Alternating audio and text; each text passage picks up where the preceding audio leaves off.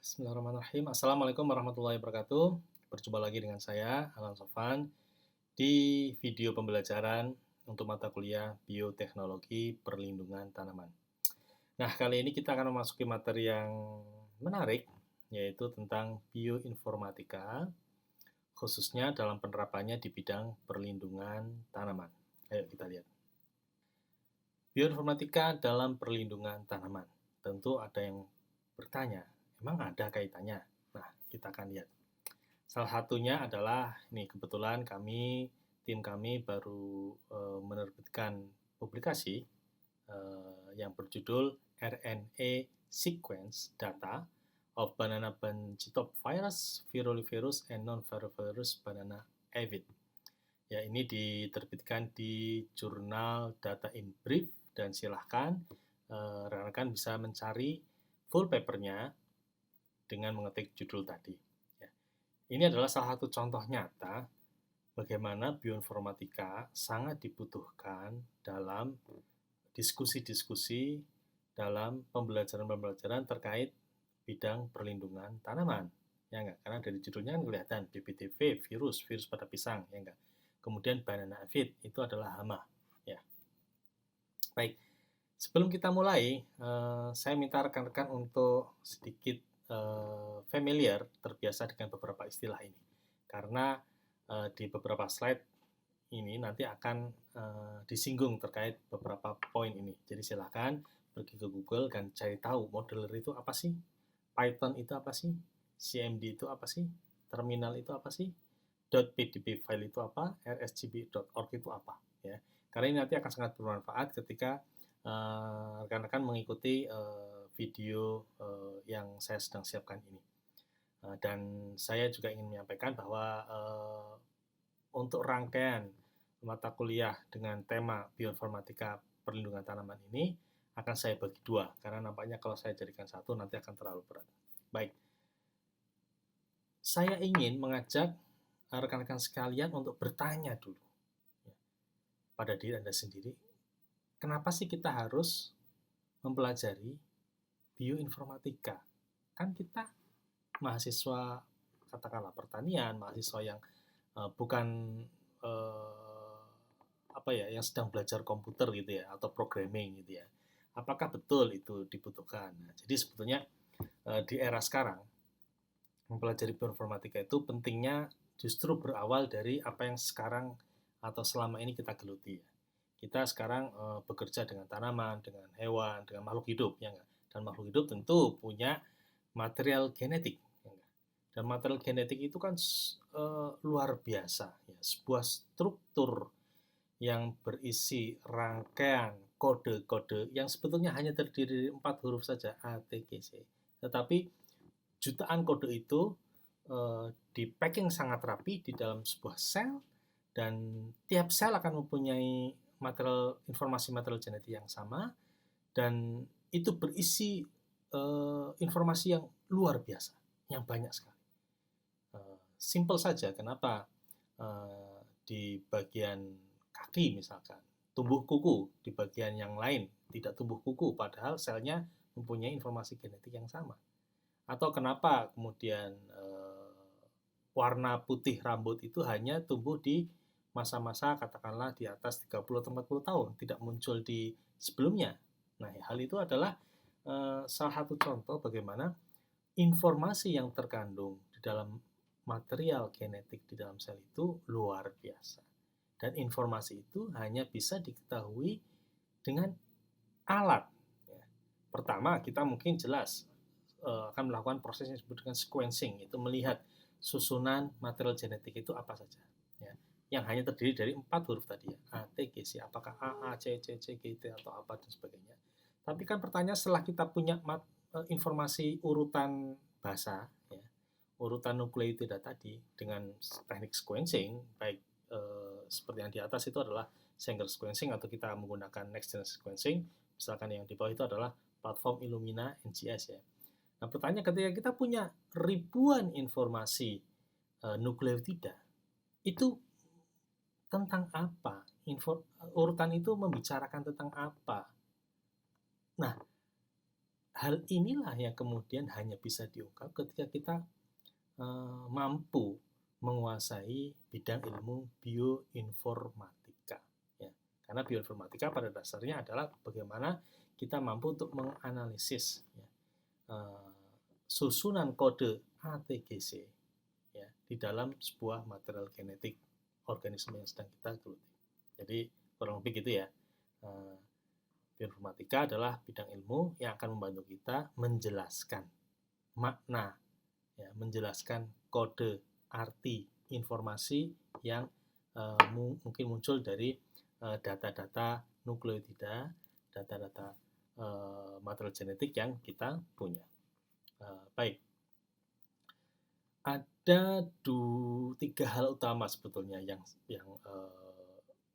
bersinggungan langsung ya dengan bidang kita, bidang perlindungan tanaman, dan tentu bioinformatika tidak sesempit ini, tetapi saya hanya mengambil bagian yang menurut saya paling sering kita pakai, yaitu yang pertama adalah ada primer design, ya, kemudian ada sequencing berbasis Sanger, ya, kemudian juga ada sequencing berbasis NGS atau Next Generation Sequencing, yang masing-masing akan mempunyai downstream analysis yang berbeda.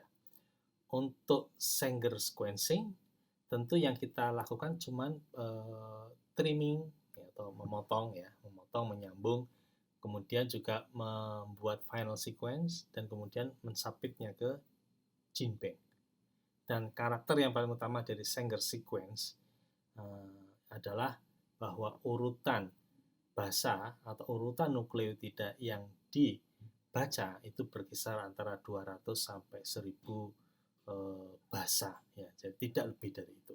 Kalaupun bisa kecil kemungkinannya terbaca dengan baik di 1000 base pair tadi. Nah, yang kedua adalah sequencing yang berbasis NGS atau Next Sequencing. Ada banyak platform, salah satunya adalah Illumina ya, atau ada juga BGI sequencing ya. Di sini justru panjang nukleotida yang bisa dibaca itu malah lebih kecil, yaitu kisarannya antara 200 base pair saja ya. Dan itu nanti kita akan mengenal istilah single end, pair end yang nanti akan saya jelaskan kemudian. Kemudian yang ketiga adalah primer design. Ya, ini adalah salah satu yang paling sering kita pakai ya, mendesain primer. Untuk proses apa? Untuk proses PCR, untuk proses qRT-PCR, dan sebagainya. Nah, dari 3 hal ini, terutama pada aspek sequencing, biasanya nanti akan ada analisis selanjutannya berupa membuat pohon filogeni, membuat struktur protein, atau kita menganalisis tentang evolutionary analysis, contohnya dengan menggunakan platform CODEML, yaitu dengan membandingkan antara rasio antara non-synonymous dengan synonymous dari codon. Ya, nanti lagi akan kita bahas. Baik, saya ingin melanjutkan pada permasalahan yang lebih nyata. Ya. Tadi saya kasih sedikit appetizer, kenapa bioinformatika. Bioinformatika yang paling sering kita pakai itu apa? Ya, tadi ada 3, primer design, sequencing yang berbasis Sanger, sequencing yang berbasis NGS, yang semuanya nanti akan berujung pada pohon filogeni, pada evolutionary analysis, terus juga pada satu lagi tadi adalah terkait protein modeling. Nah, apakah mempelajari semua itu bermanfaat untuk bidang perlindungan tanaman? Nah, saya akan kasih penjelasannya di sini. Seperti yang saya sampaikan di awal, kita punya satu paper ya, kami punya satu paper yang terkait penelitian banana aphid atau Pentalonia nigroniforsa sebagai vektor dari virus banana bunchy top yang menyerang tanaman pisang. Ya, silahkan di searching kenapa pisang itu penting, dan Anda akan kaget karena kita mungkin biasa makan pisang sebagai buah gitu ya, langsung kita makan ya. Tapi ada bagian dunia lain, terutama di daerah Afrika, yang menjadikan pisang itu sebagai staple food. Ya, silakan di googling sendiri.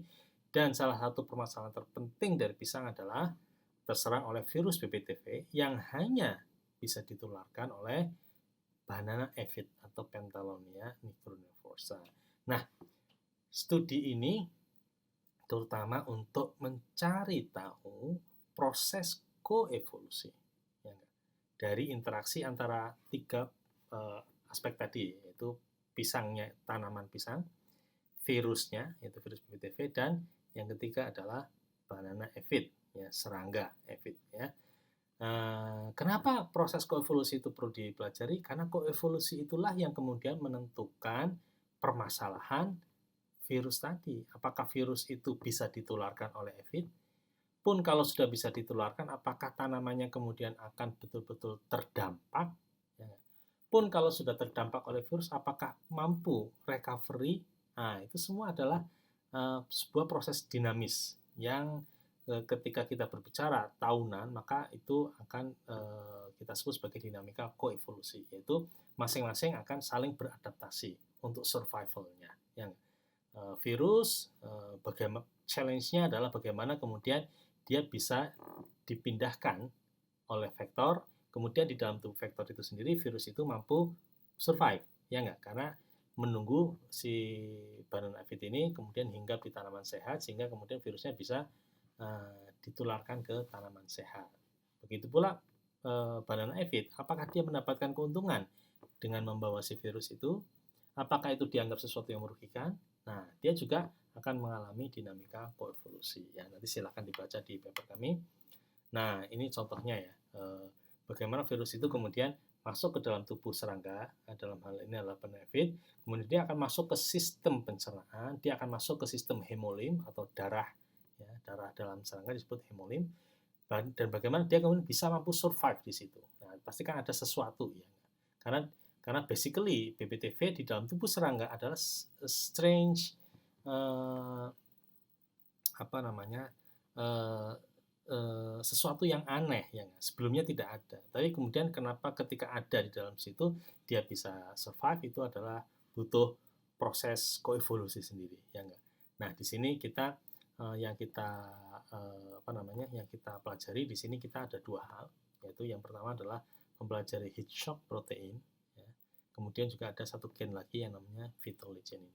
Kalau heat shock protein mungkin sangat familiar sekali karena ini adalah gen yang terkait tekanan biotik atau tekanan abiotik. Jadi kalau kita mempunyai tekanan dari luar, baik biotik atau abiotik, maka gen ini akan mengalami dinamika ekspresi. Nah, phytoleucinin juga sama. Phytoleucinin adalah gen yang terkait reproduksi.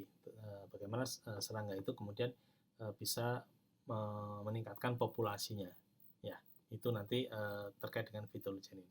Dan apa pengaruhnya ketika kemudian serangga ini membawa BPTV di dalam tubuhnya, yaitu sebagai kendaraan bagi virus dari tanaman sakit dipindahkan ke tanaman sehat. Nah, ini adalah kurang lebih satu tema besar yang sedang kita teliti dan sebagian sudah kita publikasi, dan itu sangat erat sekali kaitannya dengan bioinformatika. Ya. Nah, ini saya akan jelaskan secara singkat saja. Tadi heat shock protein itu apa? Ya, heat shock protein itu gen yang bahkan ditemukan dari bakteri sampai manusia. Dan heat shock protein sangat menarik sekali. Saya akan jelaskan secara singkat saja, terutama yang berdasarkan papernya Gorofit and Kosnek tahun 2017. Jadi kalau ini pada bagian ini ya.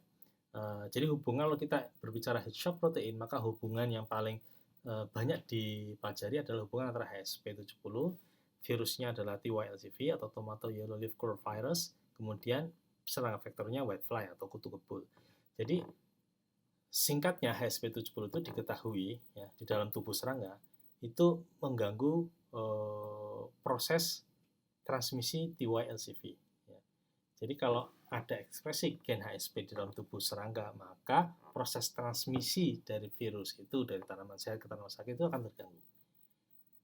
Nah, kenapa kok bisa tahu? Ya karena kalau HSP ini kita hambat, ternyata transmisinya meningkat. Tapi, jadi di sini dikatakan bahwa ekspresi keberadaan gen HSP itu sifatnya adalah melindungi tubuh si vektor, dalam hal ini lebih tabaki, terhadap keberadaan si TYLCV dalam tubuhnya. Tetapi interaksi ini tidak selalu ya. Interaksi ini bisa tergantung pada jenis serangganya. Ya, contohnya adalah dalam tubuh serangga yang membawa bakulovirus, ya enggak, itu adalah salah satu virus yang terkait dengan entomopatogen. Ya.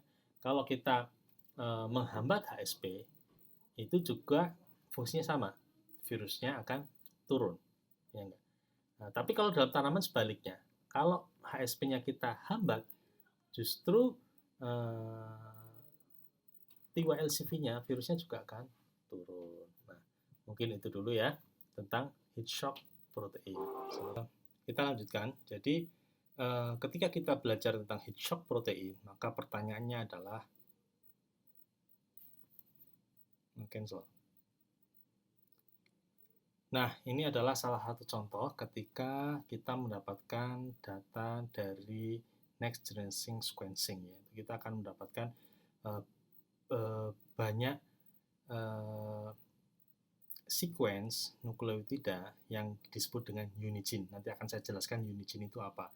Dan di sini sangat jelas sekali berapa heat shock protein yang kita dapatkan, gen heat shock protein yang kita dapatkan dalam sekali proses sequencing. Ya. Jadi kalau NGS itu kita akan mendapatkan banyak sekali gen sekali waktu. Ya. Kalau Sanger sequencing seperti yang biasa, itu kan kita hanya satu persatu. Tapi kalau ini adalah semuanya kita akan dapat sekaligus dan kita kemudian bisa mengelompokkan. Ya, ini ada gen apa saja. Misalkan ada gen heat shock protein, itu jumlahnya ada berapa varian dan sebagainya. Coba. Kita juga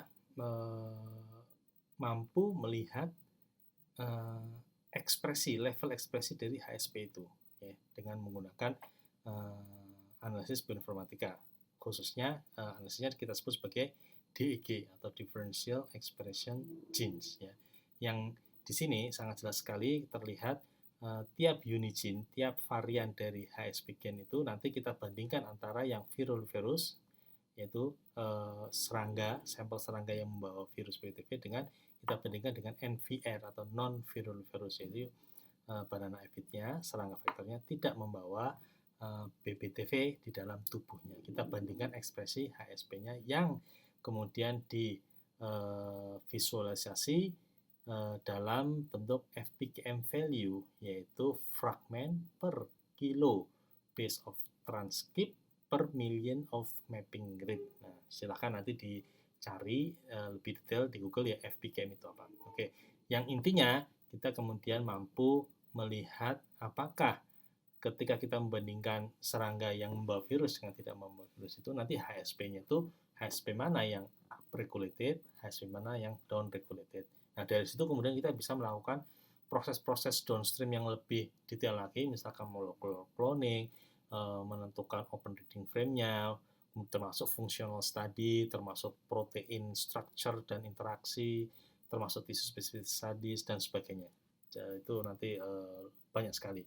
Dan yang jelas kita bisa berkontribusi ya dalam database HSP ya. Selama ini baru dikontribusikan dari beberapa serangga saja seperti yang terlihat di sini. Nah, kita bisa menambahkan di situ Pentalonia nigronervosa.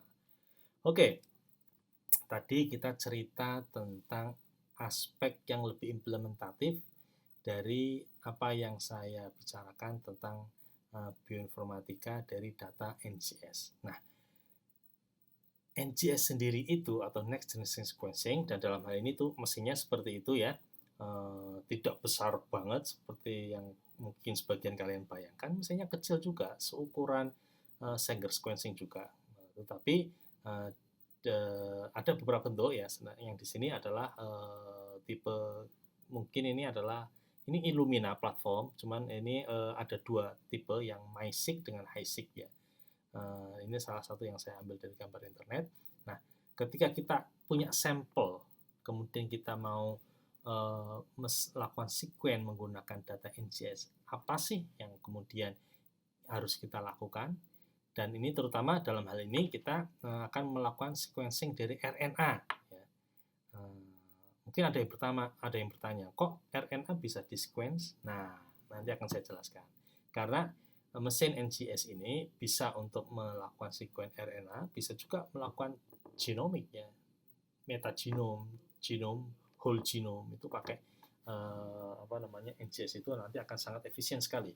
Nah, Terkait sekuen NGS dari sampel RNA ya, dalam paper kami, maka yang kita lakukan ada 4 hal pokok, yaitu membentuk cDNA library, ya. Kemudian setelah membentuk cDNA library, tentu sebelumnya kita punya RNA, ya. RNA, ekstraksi RNA, RNA-nya dibentuk cDNA library, kemudian akan kita assemble read-nya, nanti akan saya jelaskan read itu apa, kemudian kita lakukan functional anotasi, kemudian baru kita bisa melakukan downstream analysis. Functional annotation itu maksudnya kayak tadi, ya, sekuen itu nanti, sekuen ini itu termasuk terkait gen apa, dan sebagainya. Downstream analysis ya tadi, kita bisa cari ORF-nya, kita bisa melakukan karakterisasi gen, tissue specific studies, dan sebagainya. Ya. Nah, bioinformatik itu akan sangat involve banyak di 2 proses ini, yaitu di assembling the read sama functional annotation. Sedangkan untuk para molecular biologist itu akan sangat involve banyak di pembentukan dari RNA sampai cDNA library sampai dengan downstream analysis. Ya. Nah, seperti yang saya tadi sampaikan, cDNA library reconstruction itu apa? cDNA library reconstruction itu adalah merubah RNA, urutan RNA atau sampel RNA kita menjadi DNA yang disebut dengan cDNA. Tetapi tidak dilakukan satu persatu, kita lakukan dalam sekaligus, karena sampel RNA-nya adalah kita dapatkan sekaligus ya, pool ya. Kemudian dari RNA itu, dalam hal ini biasanya kita adalah mengekstraksi mRNA atau messenger RNA yang biasanya dicirikan dengan poly A untuk eukaryotic cell ya. Jadi poly A ini menjadi penanda bahwa dia adalah messenger RNA. Kemudian yang kita lakukan adalah melakukan cDNA synthesis setelah kita potong-potong dulu. Jadi kita sengaja memotong sampai dalam ukuran 200 base pair. Setelah dipotong-potong, kemudian yang kita lakukan adalah dengan menempelkan adaptor ya, yang disebut dengan adaptor ligation. Jadi di ujung kanan kirinya kita kasih adaptor. Fungsinya untuk apa? Salah satunya adalah untuk penanda. Ya, jadi nanti ketika kita melakukan proses sequencing menggunakan platform NGS, kita bisa mencampurkan sampel itu, ya, sampel yang berbeda, yang kita sebut dengan multiplexing ya. Nanti nyampur gimana Pak? Ya tidak masalah, karena dua-duanya sampel-sampel yang berbeda itu sudah dikasih adaptor. Ya, jadi nanti kita begitu data sequence keluar, kita gampang tinggal memilah jenis adaptornya. Biasanya itu dinamai adaptor 1, 2, 3, 4, 5 gitu ya. Kita tinggal milih saja. Yang sampel A pakai adaptor nomor 1, sampel B pakai adaptor sekian dan sebagainya. Dan yang tidak kalah pentingnya adalah memahami terkait proses yang disebut dengan single end sequencing dengan pair end sequencing.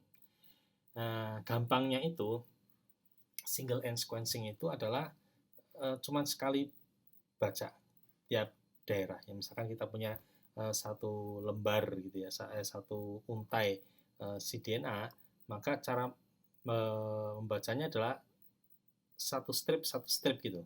Ya, satu strip gitu. Nah, kemudian kalau pair end sequencing itu 2 strip sekaligus, seperti orang nyerut kayak gini, ya, nyerut. Jadi selalu di 2 tempat dalam waktu yang sama. Ya. Apa bedanya Pak? Beda sekali. Kalau pair end sequencing itu akan memudahkan proses assemble-nya. Ya, kan kita nyerut 2 gini ya. Nah, nanti ketika kita dalam proses sequencing seperti yang terlihat dalam gambar ini, ketika kita dalam proses assemble, misalkan ya ada baris 1 dan baris kedua, ketika baris kedua itu matching dengan sequence yang pertama, itu pasti posisi mata pisau. Jadi kalau nyerut itu kita nyebutnya seperti mata pisau gitu loh, nyerut gitu ya. Maka yang kedua itu nanti pasti akan nempel di daerah setelahnya, setelah sekian base pair gitu. Ini kan tengahnya kosong gitu ya. Nah, nanti ini nempel di sini. Nanti yang kosong ini akan dipenuhi dengan untai yang ketiga, ya, hasil sequence yang ketiga dan sebagainya. Sehingga pada akhirnya kita akan mendapatkan full sequence. Yaitu, jadi pair end sequence itu adalah membaca di 2 daerah sekaligus, kayak diserut gitu ya. Nah, berikutnya adalah proses yang disebut dengan assembly the read. Ya. Jadi ini adalah bagan umumnya. ada dua hal pokok ya, yaitu ketika kita akan melakukan proses assemble itu menyambung-nyambungkan. Kan tadi saya bilang kalau NGS itu dia prosesnya kan kita potong-potong, kemudian kita baca tiap potongan itu. Nah, potongan itu kan harus kita sambung kembali, ya enggak? Harus kita sambung kembali datanya ya, bukan fisiknya, tapi data. Data bacaan tiap untai yang sudah dipotong tadi kan muncul data ATGC ya 200 base pair. Nah, itu nanti kita matchingkan gitu loh. Kita overlapkan, kita assemble, kita gabung ya. Jadi bukan kita menggabung untainya tapi kita menggabung datanya ya. Jadi yang pertama adalah tentu kita prosesnya adalah dengan mengubah raw read ke clean read. Raw read itu apa Pak? Raw read itu adalah read atau bacaan yang 200 base pair itu yang kualitasnya rendah, terus nanti masih ada adaptornya itu di filter ya, sehingga sudah tidak punya adaptor, kemudian juga tidak punya bahasa N dan sebagainya, itu namanya adalah filtering. Yang kedua adalah proses intinya, yaitu mengassemble. Ada dua sebetulnya de novo dan satunya adalah non de novo. Yang de novo itu ya artinya apa? Karena kita harus dalam proses assemble itu nanti ada proses akhirnya adalah dengan membandingkan ya, dibandingkan dengan database. Kalau kita tidak punya reference database, maka assembly yang akan kita lakukan disebut dengan assembly de novo ya, dimana pada akhirnya dari clean read yang kita punya di proses sebelumnya, hasil akhirnya adalah Unigine. Unigine itu apa? Saya jelaskan di berikutnya ya. Jadi ini adalah detail bagaimana raw read menjadi clean read ya. Prosesnya adalah 1 2 3 ya. Kemudian juga nanti akan disimpan dalam bentuk FASTQ. Nah, di sini clean read sampai pada tahap ini kita sudah bisa mensubmit data clean read di database GenBank NCBI ya. Nanti bentuknya adalah SRA atau Simple Read Archive ya. Nanti silahkan dilihat, misalkan publikasi kami juga sudah mengupload file dalam bentuk SRA ini. Oke, kita setelah tadi ya filtering, kemudian detail dari assembly de novo. Ya, ada dua hal, yaitu menjadikan clean read itu menjadi transkrip ya lewat program misalkan Trinity. Kemudian tahap yang kedua adalah mengubah dari transkrip menjadi Unigine lewat software yang disebut dengan DGICL ya. Trinity sendiri sebetulnya ada 3 independent software yang disebut dengan Inchworm, ada Chrysalis sama Butterfly. Ya, ini adalah proses detailnya ya, intinya kemudian akan terbentuk transkrip di sini ya, dari 200 base pair yang banyak ini read set ya, sampai kemudian menjadi satu untai memanjang datanya loh ya, yang berupa transkrip. Nah, ini juga bisa menjelaskan proses assembly dari read ya sampai menjadi Unigine ya. Intinya read tadi kemudian disassemble ya, nanti akan kita nyebut sebagai kontik ya, sesuatu yang misalkan ini ada kontik 1, kontik 2, kemudian nanti kita gabung ya, yang disebut dengan Unigine. Nah, Unigine dengan Unigine yang lain nanti disebut dengan all Unigine ya. Jadi assembly itu proses nyambung-menyambung, gampangnya begitu. Nah, tahap berikutnya adalah functional annotation ya. Ada 3, yaitu kita biasanya pakai blast to go, yaitu untuk menganotasi Unigine yang jadi tadi kan kita hasil akhirnya adalah Unigine. Unigine itu adalah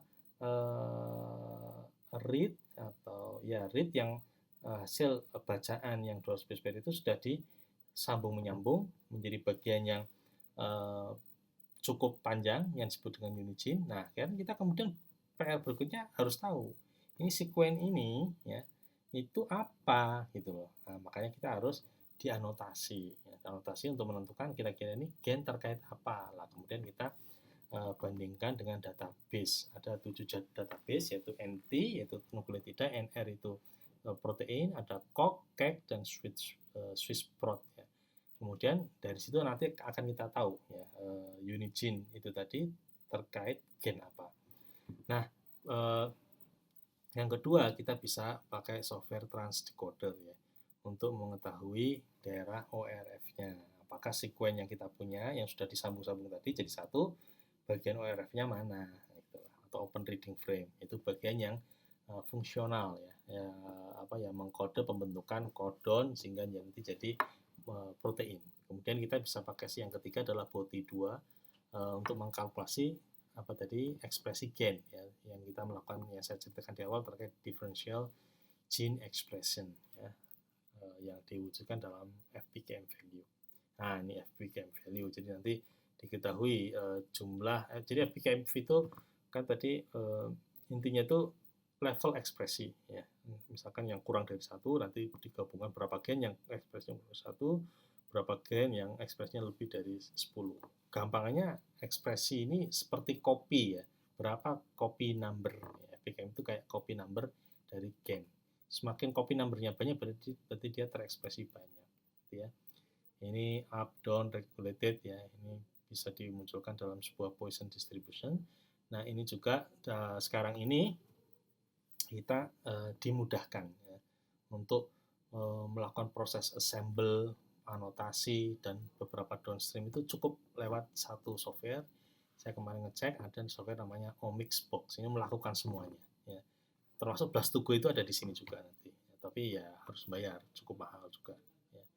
Nah terakhirnya adalah kemudian kita melakukan downstream analysis ya.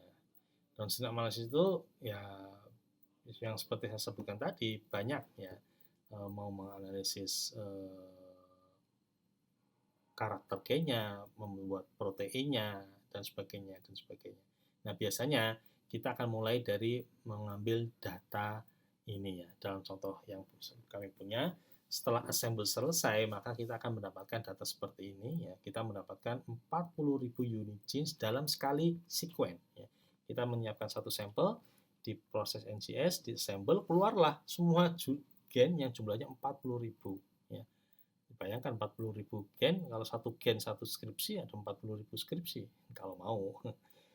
Dan di sini kemudian kemampuan Excel kita akan sangat membantu karena biasanya kita akan melakukan proses filtering ya. Misalkan kita pengen HSP ya, heat shock protein, maka kita tinggal ketik di Excel HSP. Nanti keluar ada berapa, kemudian kita ekspor ke file yang lain khusus untuk HSP, begitu dan sebagainya. Kemudian kita analisis, kemudian kita blast, kita bandingkan, buat phylogenetic tree, dan sebagainya dan sebagainya. Ya. Nah ini salah satu. Berikutnya adalah bagaimana kita mensubmit data NGS kita yang berbentuk apa? SRA, Sequence Read Archive ya, dari data clean read ya. Ya, contohnya seperti ini, tinggal pergi ke submit NSPA nlm.nif.gov, nanti kita pilih SRA new submission, nanti kita diminta buat biosample dan sebagainya. Nanti prosesnya, nah ini salah satu yang sudah kami upload ya, nomornya ini ya, SRE ada anunya kok, harusnya ada nama kodenya ya, kode SRA-nya berapa. Nanti mungkin bisa pergi ke SRA, cari aja Pentalonia Necronephrosa, pasti ke SRA kami keluar. Ketika keluar nanti Anda bisa bermain-main ya di database NCBI itu dengan data kami ya. Contohnya adalah seperti ini. Misalkan kita menganalisis dari data RNA sequita ya, misalkan kita tertarik untuk mengetahui taksonominya.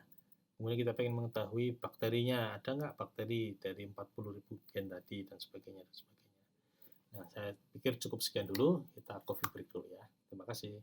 Kita masuk ke Sanger sequencing. Jadi saya sengaja memulai dari NGS-nya dulu, kemudian ke Sanger sequencing. Sanger sequencing itu adalah sequencing yang umumnya kita pakai ya. Beberapa tahapan yang membutuhkan kemampuan bioinformatika, simple ya, terkait trimming, membuat final sequence, kemudian mensubmit ke GenBank ya. Nah ini saya sudah punya video ya, silahkan nanti bisa diakses. Misalkan bagaimana kita ketika kita mendapatkan sekuen dari perusahaan sequencer ya, data itu harus diapain supaya kita mendapatkan final sequence. Karena kan kita biasanya mendapatkan paling tidak sepasang data ya, forward sequence sama reverse sequence ya. Kemudian kita harus alignment untuk mendapatkan data final yang valid ya. Kemudian setelah itu kan kita harus mensubmit ke GenBank. Ini ada 2 video yang bisa diakses oleh rekan-rekan sekalian. Nah, itu terkait Sanger Sequence. Jadi saya tidak perlu berlama-lama. Ya. Kemudian ada hal lagi yang sering kita pakai, yaitu apa? Primer design. Ya.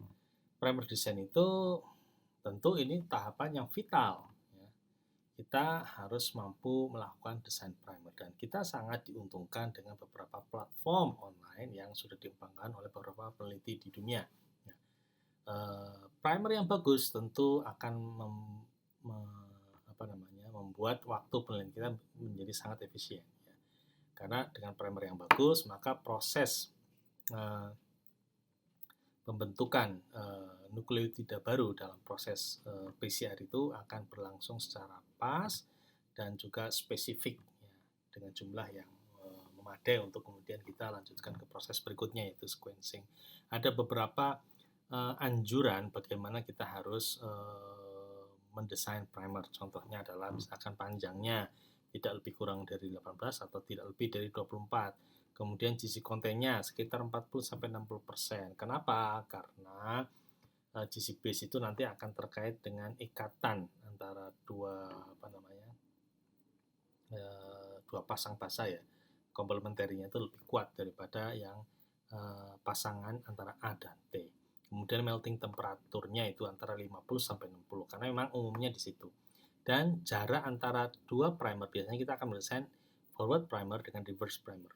Jarak duanya atau TM-nya itu tidak boleh lebih dari 5. Karena kan kita waktu PCR melakukan setting programnya satu suhu saja untuk 2 jenis primer, maka diusahakan tidak boleh lebih dari 5. Kalau lebih dari 5, itu kemungkinan besarnya tidak akan jadi itu proses amplifikasinya. Ya.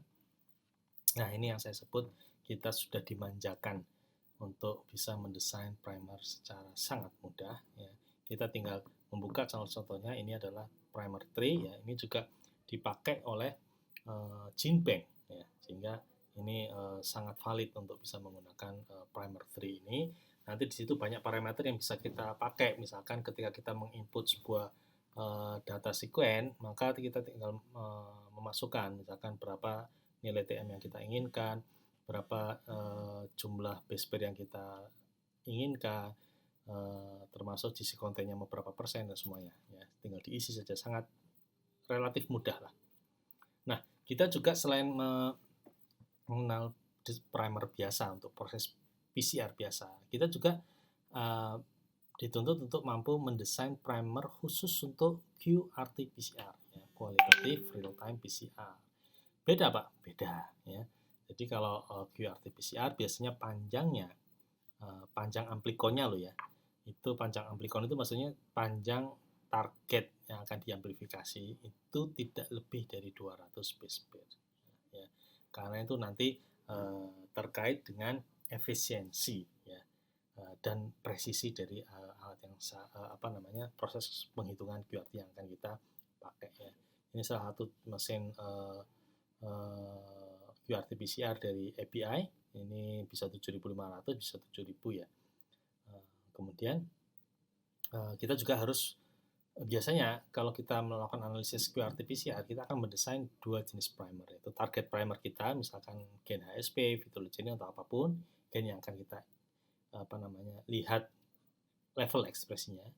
Kita juga nanti yang kedua, kita juga harus mendesain primer pada housekeeping gene. Housekeeping gene itu gampangnya adalah gen-gen yang ekspresinya itu tidak berubah dalam kondisi apapun, ya. Maka disebut housekeeping gene. Artinya kalau misalkan kita melakukan perlakuan misalkan pemanasan atau mungkin disemprot pestisida misalkan serangganya, ya, maka housekeeping gene ini relatif tidak berubah, sehingga itu nanti akan menjadi penormal dari target gen yang kita sedang pelajari. Mungkin nanti bisa dibaca lebih lanjut, ya, kurang lebih seperti itu yang penting. Nah, yang ketiga adalah degenerate primer. Ya, degenerate primer itu apa, Pak? Itu primer yang gampangannya itu nanti memiliki kode nukleotida yang berbeda. Kan selama ini kita mengenalnya primer itu ya terdiri dari urutan nukleotida kalau yang terdiri dari 4 huruf saja kan A, T, G, C. Tetapi di sini region primer itu nanti hurufnya bisa lain dari A, T, G, C tadi. Misalkan ada huruf M, B, D, ini seperti di tabel ini ya. Y, R itu adalah untuk terkait urutan nukleotida bisa A, bisa G. Nah, jadi silahkan nanti dibaca lagi degenerate primer itu apa. Kalau di sini definisinya ya campuran oligonukleotida ketika pada posisi tertentu itu punya beberapa kemungkinan huruf yang berbeda, misalkan bisa G, bisa C. Ya, nanti silahkan nanti dipelajari sendiri. Ya. Karena nanti untuk membuat degenerate primer mungkin caranya berbeda. Kita tidak bisa pakai primer tree, biasanya kita manual. Karena dasarnya ketika kita mendesain degenerate primer, yang kita lakukan adalah meng-align beberapa sequence sekaligus. Dalam hal ini kasusnya, contohnya seperti ini. Ini seperti contoh kasus saya. Saya ingin mengamplifikasi gen ORCO, ya, olfactory co-receptor dari serangga red palm beetle atau Rhynchophorus philogenus. Nah, ketika saya ingin mengamplifikasi gen ORCO pada Rhynchophorus, ya, saya tentu butuh primer. Ya. Nah, ketika saya lihat ke GenBank, saya tidak menemukan ada orang yang mensekuen gen ORCO. Artinya tidak ada orang sebelumnya yang melakukan sequence dari ORCO. Nah, tentu saya tidak bisa melakukan mendesain primer dong. Ya, yang kita submit, yang nanti kita copy paste di primer tree apa? Tidak ada sequence, maka langkah yang kita lakukan adalah mendesain yang disebut dengan degenerate primer, yaitu kita membuat primer dari sekuen ORCO serangga lain yang sudah pernah disekuen. Ya enggak? ORCO serangga lain. Nah, nanti caranya adalah kita ke GenBank, tinggal cari saja di search ya ORCO gitu ya. Maka kita akan mendapatkan beberapa serangga yang sudah pernah disekuen ORCO, gen ORCO-nya. Nah, itu kita download, kemudian kita melakukan multiple alignment dari gen-gen ORCO dari serangga yang berbeda-beda tadi. Nah, di situ nanti intinya kita akan melihat ada conserve region. Nah, conserve region itu nanti akan kita jadikan primer. Intinya itu. Ya. Tapi kan conserve region itu tidak selamanya conserve. Ya. Tidak exactly conserve. Ya. Pasti ada beberapa yang berbeda. Nah, yang berbeda inilah kemudian kita jadikan degenerate. Ya, misalkan dalam contoh ini ada G, bisa C. Ya, gitu ya. Nah, nanti apakah degenerate primer kita itu bagus atau enggak nanti bisa dilihat dari degeneration value-nya, yaitu nanti akan bisa dihitung seperti ini, nilainya adalah nilai 64 gitu ya, semacam itu, nanti bisa dilihat lagi. Oke. Primer design sudah, Sanger sequencing sudah lewat video YouTube, NGS juga sudah. Sekarang kita lebih ke downstream lagi, yaitu bagaimana sih kita membuat pohon filogeny, protein modeling, dan melakukan analisis evolusi. Sangat singkat sekali yang akan saya sampaikan. Pertama tentang pembentukan filogeny, saya tidak akan membahas tentang konsepnya, silakan bisa dicari di material yang lain.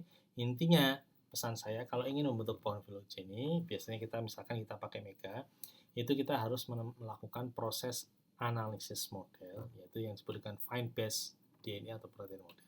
Nah, dari di sini nanti kita akan diberikan beberapa maximum likelihood value ya. Nah, biasanya yang kita harus concern adalah BIC value atau Bayesian Information Criterion. Ya, di mana yang paling tinggi biasanya paling bagus. Di sini model yang dianjurkan adalah T92GI ya. Artinya ya kita ketika melakukan prosedurnya ya harus dicari T itu apa, Tamura, kita klik Tamura. Kemudian tadi anjurannya apa, kita ikuti semua. Ya. Itu namanya best fit model analysis ya, sehingga kita akan betul-betul mendapatkan gambaran pohon filogeny yang kredibel ya atau valid ya. Itu pohon filogeny. Kemudian protein modeling ya. Protein modeling salah satu paper yang saya terbitkan ini ya, silahkan bisa dilihat. Intinya kalau kita punya sekuen nukleotida, maka dari RNA sekuen, maka kita tentu bisa mendapatkan proteinnya. Ya nggak? Caranya gimana? Ya, caranya kita menentukan ORF dulu, open reading frame, kemudian kita menentukan sequence amino asidnya, ya, amino asidnya, ya. Dari sequence amino asid itu kemudian kita bisa bentuk proteinnya. Nah, salah satunya ada dua cara sebetulnya. Kita bisa langsung melakukan prediksi protein bisa di Swiss model itu, tetapi itu tidak direkomendasi karena itu hanya prediksi saja. Yang paling bagus adalah dengan menggunakan platform modeler. Intinya apa? Platform modeler itu adalah membuat struktur model protein yang disejajarkan dengan struktur real dari protein yang sama, ya. Jadi misalkan orko itu sudah ada yang pernah membuat struktur protein realnya, yaitu diambil dengan teknologi X-ray crystallography. Nah, kita punya orko hewan lain. Protein model proteinnya gimana? Ya tinggal di-align saja nanti, di-align dengan amino asidnya, maka kita akan mendapatkan pola yang lebih realistis, ya. Caranya sebetulnya simple tapi ini butuh latihan, ya. Modul-modeler ini sebetulnya ya kita harus download dulu, kemudian nanti menyempurnakan library, kemudian melakukan beberapa tahap, ya misalkan menyiapkan skripnya dulu. Karena lebih itu ada 4 atau 5 skrip.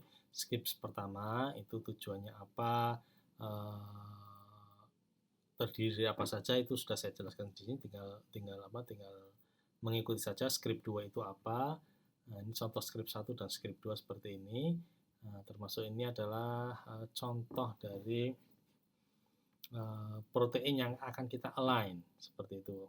Kemudian ada skrip 3, skrip 4 sampai pada akhirnya kita bisa membuat protein sendiri. Ya, biasanya kita visualisasi di PMOL, ya. Itu kita bisa goyang-goyang, kita bisa kanan kiri atas bawah putar-putar, itu bisa semua. Oke, ini adalah tahap terakhir dari diskusi terkait bioinformatika dalam perlindungan tanaman, ya. Kita harusnya hands on, tapi akan kita lihat peluangnya. Oke, mungkin itu saja dari saya.